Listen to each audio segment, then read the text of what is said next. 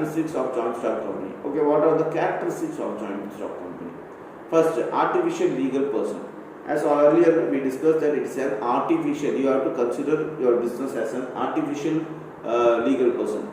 A company is an artificial person created by law and existing only in contemplation of law. A human being who takes birth, grows, enters into a relationship and dies, whereas a joint stock company also takes birth, grows, enters into a relationship and dies.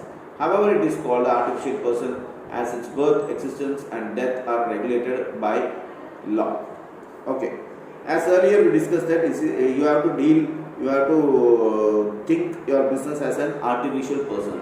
As a human being take birth, he enters into a lot of relationships and finally he dies. The same wise, the business also, you will start one day, it will grow and it will deal with lot of people, that's a relationship, and one day it will come to end. That is the business dies. So it is an artificial person. It also takes birth, it also exists and it also dies. So this is regulated, but what is the thing is, this artificial thing is regulated by laws. So இந்த artificial பர்சனாக தான் நம்ம இதை பார்க்கணும் பிஸ்னஸாக. இப்போ ஒரு மனிதன் எப்படி பிறக்கிறான், நிறைய பேர்த்தோட பழகிறான், ரிலேஷன்ஷிப்பில் இருக்கிறான், கடைசியில் இறந்து போகிறானோ, அதே மாதிரி இந்த கம்பெனி ஒரு நாளைக்கு ஆரம்பிக்கப்படுது, நிறைய பேர் வராங்க போகிறாங்க, அந்த கம்பெனியில் டீல் பண்ணுறாங்க, அதர் ரிலேஷன்ஷிப், ஒரு நாள் இந்த கம்பெனி மூடப்படுது. ஆனால் என்னென்னாக்கா இந்த கம்பெனி வந்து லாவால் ரெகுலேட் பண்ணப்படுற ஒரு விஷயம் அப்படின்னு சொல்கிறாங்க. Then separate legal entity. A company has a separate legal entity distinct from its members.